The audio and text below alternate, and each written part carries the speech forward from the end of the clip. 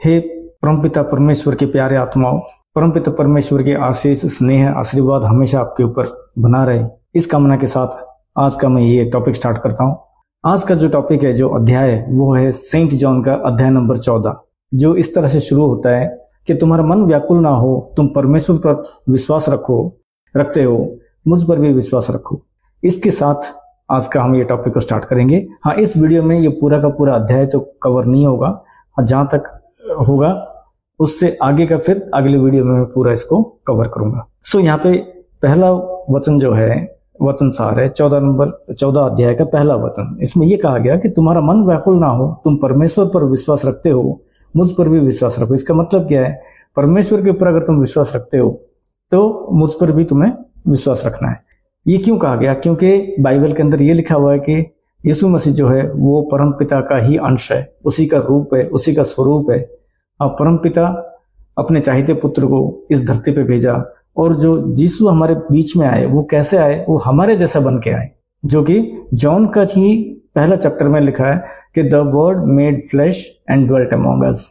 वही जो शब्द रूपी आत्मा है, ठीक है, वही जो परम पिता है, शब्द रूपी परम पिता है, उसी का अंश जो है वो रक्त मांस शरीर में बदल के हमारे सामने पेश हुआ, हमारे सामने आया, उसको भेजा गया ताकि हमें उस रहस्य जो स्वर्ग से जुड़ा हुआ है, जहां पे परमपिता परमेश्वर रहता है, उसके बारे में हमें ज्ञान दे, वहां जाने का, वापस जाने का रास्ता दे। क्योंकि हम जो आत्माएं हैं, हम जितने भी आत्माएं इस धरती पे है, ये सारे बिछड़े हुए आत्माएं, ये सारे उसी परमात्मा का अंश ही है। इसलिए इसको वापस उस घर में, परमात्मा के घर में वापस लेके जाने के लिए परमपिता परमेश्वर ने जीसस को इस धरती पे भेजा।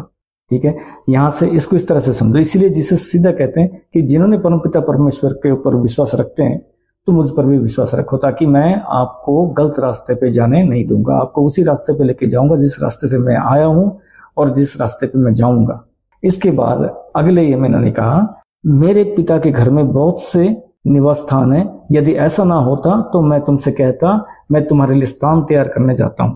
अब ये क्या है? यहाँ पे अगर मैं इसका इंग्लिश तर्जुमा देखता हूँ तो इंग्लिश में क्या लिखा हुआ है? In my father's house are many mansions, if were not so I would have told you, I go to prepare a place for you. ठीक है, अब यहाँ पे मैंशंस मतलब वही है कि निवास स्थान। अब निवास स्थान मतलब क्या? वहां पे घर बना होगा, बिल्डिंग बना होगा, या कोई फ्लैट बना होगा अलग अलग आत्माओं के लिए? नहीं, ऐसा कुछ नहीं है।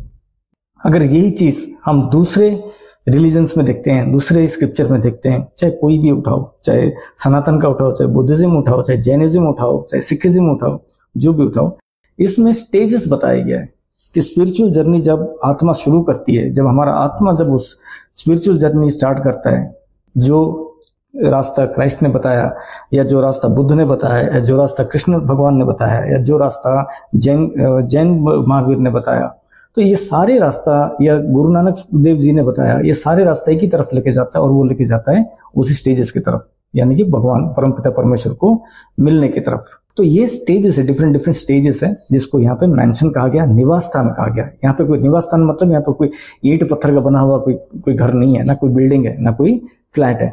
यहाँ पे जैसा जैसा आप जर्नी करोगे, आप इस जिंदगी में जहां तक पहुंच गए, वहां उसके हिसाब से आपको एक स्टेज आपको मिलेगा। अगले जन्म जब आपको मिलेगा, अब वहां से फिर आपका सफर शुरू करोगे। वो परमपिता परमेश्वर आपके लिए वो सारा कुछ बना के रखेगा।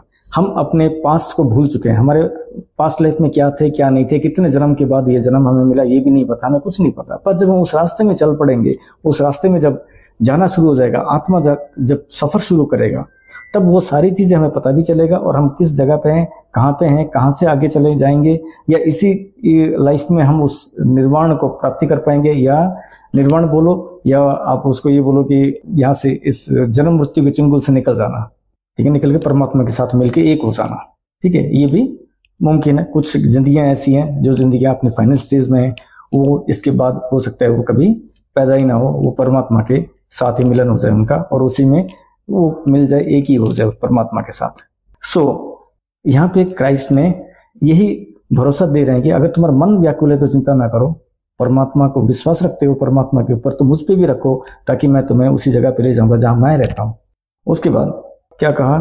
And if I go and prepare a place for you, यानी कि और यदि मैं जाकर तुम्हारे लिए स्थान तैयार करता हूं तो फिर आकर तुम्हें अपने पास ले जाऊंगा, कि जहां मैं हूं वहां तुम भी रहो। देखो कितना क्लियर है, यहाँ पे बिल्कुल क्रिस्टल क्लियर क्राइस्ट का संदेश है कि मैं जाके स्थान तैयार करता हूँ। मतलब क्या है, कोई पर्टिकुलर जगह नहीं है यहाँ पे जो स्टेजेस है, जो स्पिरिचुअल स्टेजेस है, जिस लेवल पे इंसान परमात्मा को पूछता है एक जन्म में, एक लाइफ में, जब तक वो जीता है, जब तक वो शरीर में है, वो उस लेवल तक जहां तक अचीवमेंट करता है, जहां तक पहुंचता है, वहां उसके लिए सिर्फ जगह उसके लिए है। वो परमात्मा के उस दायरे के अंदर वो चला जाता है। उसके बाद वो धीरे धीरे वहां से अपना सफर थोड़ा थोड़ा करके आगे करके वो आत्मा के साथ, परमात्मा के साथ जाके उसका मिलन हो जाता है। अब यहाँ पे देखो कि बढ़िया सा चीज क्राइस्ट ने कहा है कि तो फिर आकर तुम्हें अपने पास ले जाऊंगा, फिर आकर तुम्हें अपने पास ले जाऊंगा। अब इसका मतलब क्या है? अगर क्राइस्ट सिर्फ एक ही बार आए हैं तो ये क्यों कह रहे हैं कि तो फिर आकर तुम्हें अपने पास ले जाऊंगा? ये समझने वाली बात है। यहाँ पे हम हमेशा क्या करते हैं, हमेशा लोगों के दिमाग में क्या है कि क्राइस्ट फिर आएंगे, क्राइस्ट फिर आएंगे। पता नहीं क्राइस्ट कितने बार आ चुके होंगे और किस रूप में आए होंगे, क्योंकि परमात्मा है, वो किसी भी रूप में आ सकता है। एक बात बताओ, अगर जिस टाइम पे क्राइस्ट आए थे, अगर आप ये सोचोगे क्राइस्ट फिर आएंगे, कब आएंगे? जजमेंट के डे पे आएंगे। अगर उस हिसाब से चलोगे तो बीच में जो लोग थे, क्राइस्ट के जाने के बाद जो बीच में जो है वो कहाँ जाएगा? वो आत्माएं कहाँ जाएंगी? उन आत्मा को रास्ता कौन दिखाएगा? कोई ना कोई तो दिखा रहा है उन आत्मा को रास्ता। और जो आत्माओं को, इन आत्मा को जो रास्ता दिखा रहा है, वो भी परमपिता परमेश्वर का ही सन है, वही सन ऑफ गॉड है, वही क्राइस्ट है। जब हम ये मानते हैं कि परमपिता परमेश्वर किसी का भी रूप ले सकता है और कण कण में बसा हुआ है, हर जगह में उसका स्थिति है, तो आप ये क्यों नहीं मानते हो कि क्राइस्ट के बाद और कोई क्राइस्ट नहीं आएगा? क्राइस्ट के बाद पता नहीं कितने क्राइस्ट आए होंगे, अभी भी हमारे बीच में ही होंगे क्राइस्ट, किसी और नाम से होंगे, किसी और जगह पे होंगे। हर कालखंड में, हर समय में क्राइस्ट आया हुआ है। अपने आप को क्राइस्ट, परमपिता परमेश्वर ने अपने आप को किसी न किसी रूप में लोगों के बीच में भेजा है, ताकि जो आत्माएं उन क्राइस्ट के टाइम पे थे, उसके बाद क्राइस्ट के जाने के बाद जो आत्माएं और थे या हैं या आगे आने वाले हैं, उनको भी वो रास्ता, वो सही रास्ता उनको मिल जाए। परमपिता परमेश्वर अन्याय तो नहीं करेगा उसके अपने। देखो, हम ये मानते हैं कि हर एक शरीर में परमात्मा का ही अंश है, आत्मा है ना, आत्मा बसा हुआ है, डिस्कनेक्टेड है, उसका तार कट चुकी है, ठीक है, कई जन्मों से उसका तार कटी हुई है परमपिता से। तो जोड़ेगा कौन? जोड़ने के लिए तो कोई चाहिए। तो अगर हम ये कहेंगे कि क्राइस्ट तभी आए थे, उसके बाद फिर जजमेंट डे को आएंगे, ये तो फिर गलत हो गया ना, फिर बात है, फिर ये तो बात जस्ती नहीं है ना। इसका मतलब बीच में जो जितनी भी आत्मा है वो सारे खत्म है, वो तो गए, वो तो अन्याय हो गया। ये परमपिता परमेश्वर, आपको लगता है परमपिता परमेश्वर ऐसा अन्याय करेगा कभी अपनी आत्माओं के साथ? कभी नहीं करेगा। हमारा देखने का नजरिया नहीं है, उसको पहचानने की नजरिया नहीं है, क्योंकि हमारे दिमाग, हमारे मन मतलब इतना गंद से भर चुका है ना, उसमें हम क्राइस्ट को अपने पास होते हुए भी या अपने बीच में होते हुए भी हम उनको पहचान नहीं पा रहे, और हम किसके पीछे भाग रहे हैं? शैतानों के पीछे भाग रहे हैं। ये मैं बताऊंगा आगे कि ये कैसे, क्यों मैं ऐसा कह रहा हूं। इसके पीछे बहुत कारण है, इसके पीछे बहुत बड़ी कारण है, मैं आपको बताऊंगा। आप सोचना, एक बार आंख बंद करके अपने आत्मा से पूछ के देखना कि क्राइस्ट नहीं आए होंगे। आत्मा कभी भी ना नहीं कर, अंदर से आवाज आएगी, बहुत बार आए हैं और अभी भी हैं, अभी भी इस दुनिया में है क्राइस्ट कहीं ना कहीं, और आगे भी होंगे। इस कायनात की सृष्टि से पहले भी क्राइस्ट था, आज भी है, कल भी होगा, कायनात के अंत के बाद भी होगा, क्योंकि वो परमपिता परमेश्वर है, वो खत्म नहीं होगा। अगले में क्या कह रहे हैं? और जहां मैं जाता हूं तुम जानते हो और मार्ग भी जानते हो। देखो कितना क्लियर है। इसका मतलब क्या है? अब एक बात बताओ, जिस टाइम पे क्राइस्ट थे, ये उस टाइम की लिखनी है, ये उस टाइम पे रिकॉर्ड किया गया है।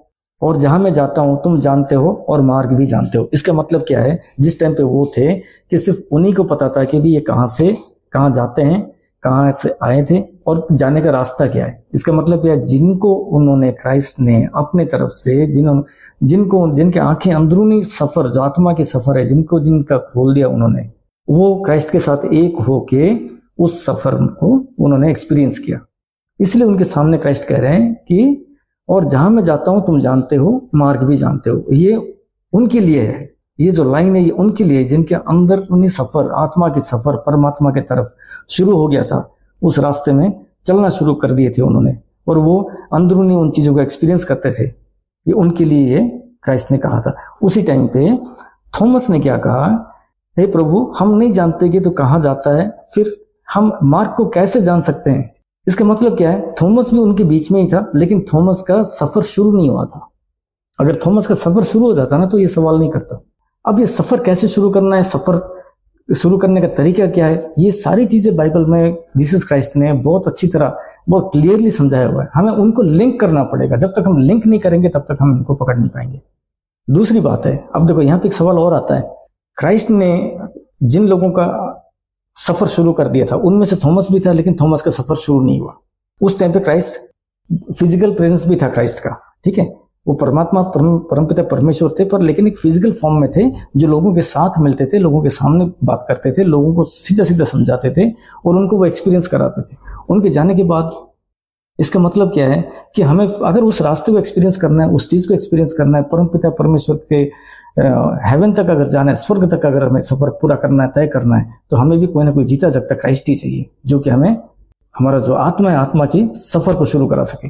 अगर आप ये सोचोगे कि क्राइस्ट तभी आए थे फिर आखिर में आएंगे, फिर तो आपका ये सफर, किसी का भी ये सफर शुरू नहीं होगा, किसी का भी नहीं होगा। दूसरी बात है, हमारा जो सोच है वो क्या है, क्राइस्ट क्रिश्चियंस के लिए है, क्राइस्ट क्रिश्चियनिटी के लिए है। जो क्रिश्चियन को अपनाएगा, जो क्रिश्चियनिटी को अपनाएगा, वही क्राइस्ट को पाएगा। ये सोच जो सोच है ना, ये सोच ही तो पहले खत्म कर देता है कि क्राइस्ट की जो पहुंच है, क्राइस्ट का जो ताकत है, परमपिता परमेश्वर का जो ताकत है, उसको आपने सीमित कर दिया ग्रुप के अंदर, एक रिलीजन में बांट दिया, क्राइस्ट को एक रिलीजन के दायरे के अंदर ही रख दिया आपने। जबकि क्राइस्ट जीसस क्या है, जीसस मानवता की है, कायनात का है, किसी एक का नहीं है। अध्याय 14 में तीसरे भाग में क्या कहा, आकर तुम्हें अपने पास ले जाऊंगा, फिर आकर तुम्हें अपने पास ले जाऊंगा। इसका मतलब क्या है, जो आत्मा है उनको सफर को शुरू कर दिए थे, क्राइस्ट ने उनका गारंटी दे रहे हैं कि भाई मैं फिर आऊंगा, अगर मैं अभी जा रहा हूं तो मैं फिर आऊंगा, आके तुम सबको लेके जाऊंगा जहां पर मैं रहता हूं। इसका मतलब क्या है, वो उनको भी लेके गए, जब वो आए तो खाली उनके लिए तो नहीं आए होंगे ना, आगे और जो आत्माएं उन आत्माओं को भी तो रास्ता दिखाए होंगे, उन आत्माओं को लेने के लिए फिर आए होंगे। इसका मतलब क्या है, क्राइस्ट हमेशा रहे हैं इस कायनात में, इस धरती में क्राइस्ट हमेशा रहे हैं, उनका मौजूदगी हमेशा रहा है, परमपिता परमेश्वर का मौजूदगी हमेशा रहा है, कभी मिटा नहीं है। तो आगे क्या होता है, फिर आगे क्या कहते हैं कि यीशु ने उसे कहा, किसको, थॉमस को यीशु ने क्या कहा, मैं मार्ग, सत्य और जीवन हूं, कोई भी मेरे द्वारा बिना पिता के पास नहीं पहुंच सकता। I am the way, the truth and the life, no man cometh unto the Father but by me. इसका मतलब क्या है, जब क्राइस्ट ने ये बात कह रहे हैं कि मैं ही वो जरिया हूं जो पिता के पास या पिता परमेश्वर के पास किसी को भी पहुंचा सकता है। आई एम द वे, मैं ही वो रास्ता हूं, आई एम द ट्रूथ, मैं ही वो सत्य हूं, and I am the life, life भी लाइट भी, दोनों चीजें यहाँ पे, ठीक है ना। इसका मतलब अगर इसको हम लिटरली अगर जैसे किताब में लिखा अगर वैसे हम पढ़ेंगे तो क्या है, जब तक क्राइस्ट थे तब तक वही दुनिया के लिए, वही कायनात के लिए रास्ता थे, वही कायनात का सच्चाई थे, वही कायनात के लिए जिंदगी थे, बस। उनके जाने के बाद खत्म हो गया कहानी। फिर ऐसा तो नहीं हो सकता ना। परमपिता, सोचो एक बार, परमपिता परमेश्वर, आपको लगता है कि मैं पता नहीं मैं क्या कह रहा हूं या मैं कोई और तरफ लेके जा रहा हूं, नहीं, मेरे मन के अंदर ना ये सवाल, मेरा आत्मा पूछ रही है मुझे कि क्राइस्ट एक बार ही आया क्यों, क्या वो बार बार नहीं आया होगा, क्या हमने उसको पहचान पाए? क्योंकि जब क्लियर कह रहे हैं कि जब उन्होंने कह दिया क्राइस्ट ने कि मैं ही सत्य हूं, आई एम द वे, मैं ही रास्ता हूं और मैं ही जिंदगी हूं। जिंदगी कौन सा है, ये जो हम जी रहे हैं ये जिंदगी नहीं है, जिंदगी वहां है परमपिता परमेश्वर के घर में, ये तो भाड़े की जिंदगी है। और हम इसी जिंदगी को असल जिंदगी मान के बैठ गए।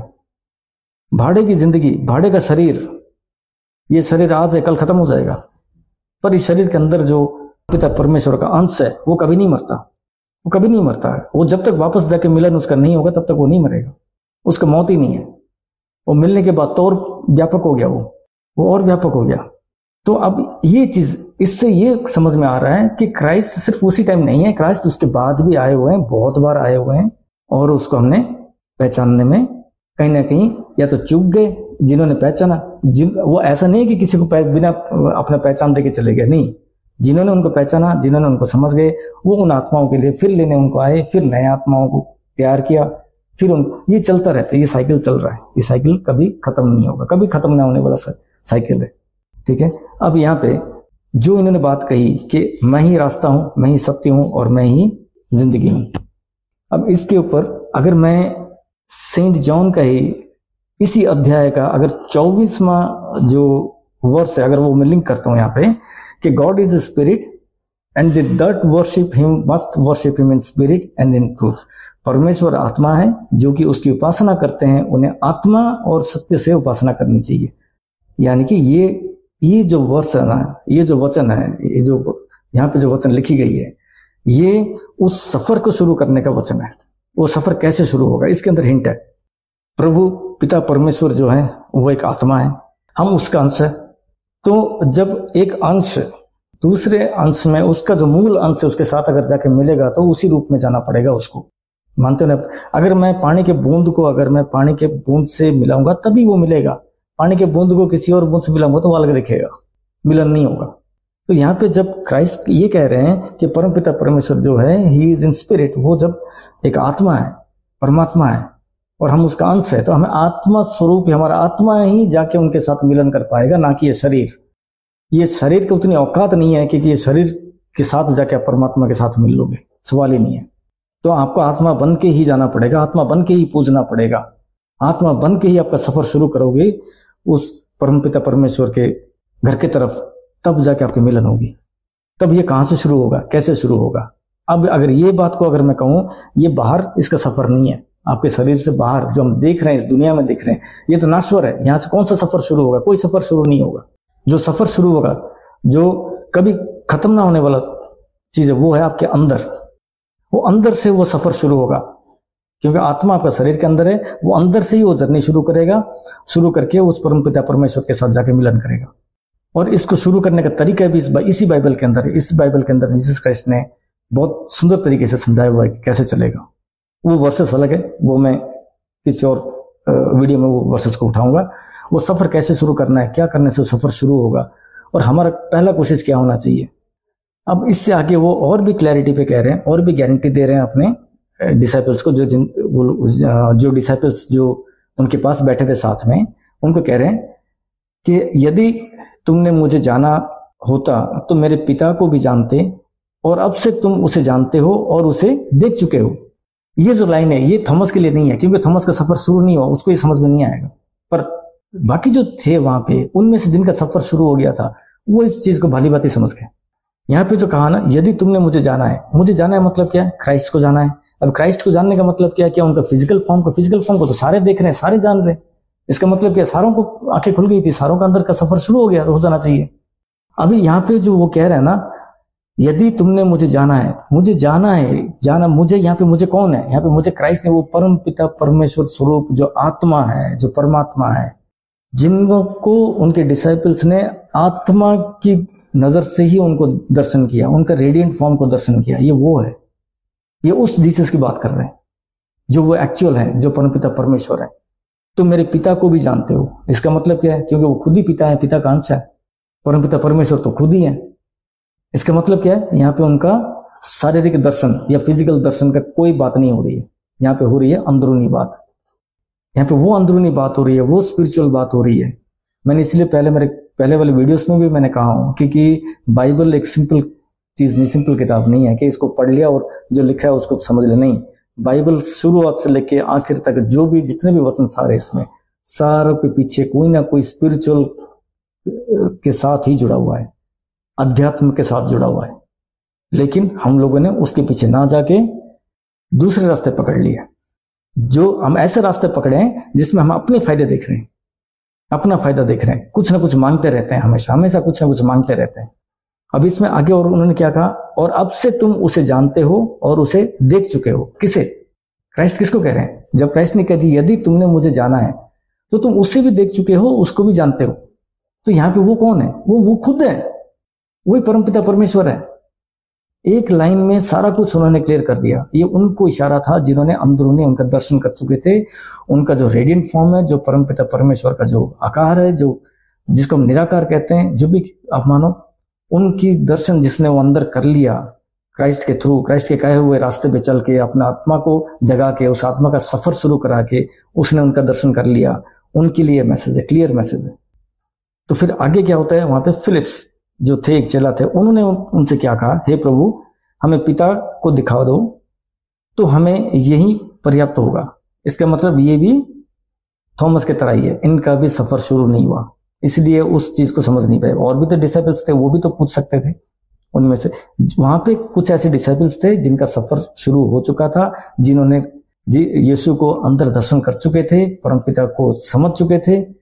ये यहाँ पे डिफरेंस है, यहाँ पे ये डिफरेंस है, ठीक है ना। अब यहाँ पे यीशु ने उनसे कहा, हे फिलिप्स, मैं इतने समय से तुम्हारे साथ हूं और क्या तुम मुझे नहीं जानते? जिसने मुझे देखा है उसने पिता को देखा है, फिर तू क्यों कहता है कि हमें पिता को दिखाओ? देखो कितना क्लियर कहा हुआ है। कहते हैं कि तूने इतनी देर से मेरे साथ रहा है पर तूने मुझे देखा ही नहीं। हाँ, मैं तुम्हारे साथ इतनी देर से हूं और क्या तुम मुझे नहीं जानता? इसका मतलब क्या है? यहाँ पे भी तो फिजिकल की बात नहीं आ रही है ना। मैं इतनी देर से तुम्हारे साथ हूं मतलब क्या है? ये अंदरूनी बात चल रही है। अंदर जिन्होंने जीसस को देख लिया ये उनके लिए है। क्राइस्ट ने बहुत क्लियर कहा कि मैं इतने देर से तुम्हारे साथ हूं कि तुम मुझे जान नहीं पाए। और जिसने मुझे देख लिया यानी कि वही अंदर के दर्शन जिसने कर ली क्राइस्ट को, उसने परमपिता परमेश्वर का दर्शन भी कर लिया। और कैसे कहता है कि मैंने पिता का दर्शन नहीं किया? यहाँ पे ये दो का नाम स्पेसिफिक यहाँ पे आया, फिलिप्स और थॉमस का, क्योंकि इनका सफर शुरू नहीं हुआ इसलिए इनके मन में ये डाउट्स था। ये जायज डाउट्स था। उसके बाद आखिर में क्या कहा? क्या तू विश्वास नहीं करता कि मैं पिता में हूं और पिता मुझ में है? जो बातें मैं तुमसे कहता हूं वो मैं अपनी ओर से नहीं कहता हूं, परंतु पिता जो मुझ में रहता है वही अपना कार्य करता है। कितना साफ है यहाँ पे कि क्या तू विश्वास नहीं करता कि मैं पिता में हूं, पिता मुझ में है? इसका मतलब क्या? दोनों में कोई फर्क नहीं है ना। दोनों में कोई फर्क नहीं है। दोनों वही परमपिता परमेश्वर भी वही है, जीसस क्राइस्ट भी वही है।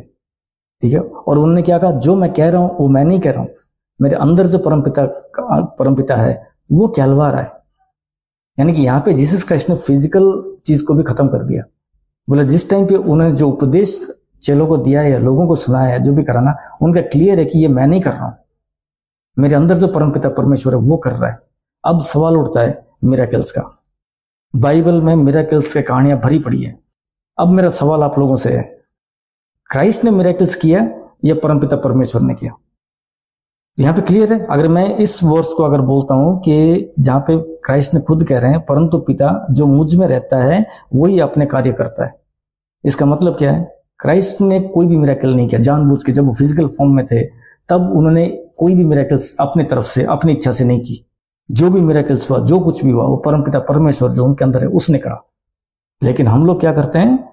बस यहां पे जाके जहां मिरेकल हुआ उसके पीछे भागेंगे और वहां जाके शोर शराबा चिल्ला चिल्ली करेंगे, पैसे भी देंगे, सारा कुछ करेंगे और हम उसी पे यकीन करते हैं, क्योंकि हमने बाइबल को समझा नहीं, क्राइस्ट को समझा नहीं। यहां क्लियर इंस्ट्रक्शन है। क्राइस्ट खुद कह रहे हैं कि मैंने नहीं किया, जो भी किया वो मेरे अंदर जो परम पिता वास कर रहा है उसी ने किया है। दैट मीन्स फिजिकल फॉर्म पे कोई भी मिरेकल क्राइस्ट ने नहीं किया। मिरेकल्स होते हैं, मिरेकल्स होंगे, क्योंकि ये परमपिता परमेश्वर का ही अंश है, तो इनके थ्रू मिरेकल्स होंगे, जरिया होंगे, ये नहीं करेंगे। लेकिन आजकल आप देखोगे यूट्यूब पे भरा पड़ा है, मुर्दे को जिंदा कर देना, कैंसर को ठीक कर देना, किसी के गले में ट्यूमर है वो ट्यूमर गायब कर देना। ये है क्या? ये सोचो, एक बार बैठ के ठंडे दिमाग से सोचो, अपनी आत्मा से सवाल करो, क्या ये वाजिब है? ये क्या ये क्राइस्ट के खिलाफ नहीं है जो ये चीजें हो रही है आज? क्या परमपिता परमेश्वर की इच्छा के खिलाफ नहीं है? दिल पे हाथ रख के पूछो, आप रूह कांप जाएगा, आपकी रूह कांप जाएगा, आपको पता लगेगा किसके पीछे जा रहे हो। अब यहाँ पे अगर मैं इसका लिंक करूं एक और वर्स के साथ, उस वर्स में क्या लिखा हुआ है?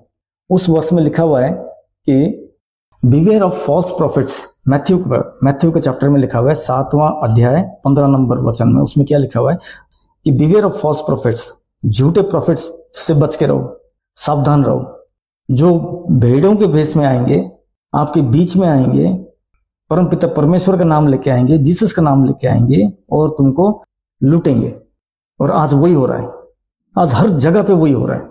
सारे नहीं है, ठीक से क्राइस्ट का सही संदेश पहुंचाने वाले बहुत कम रह गए।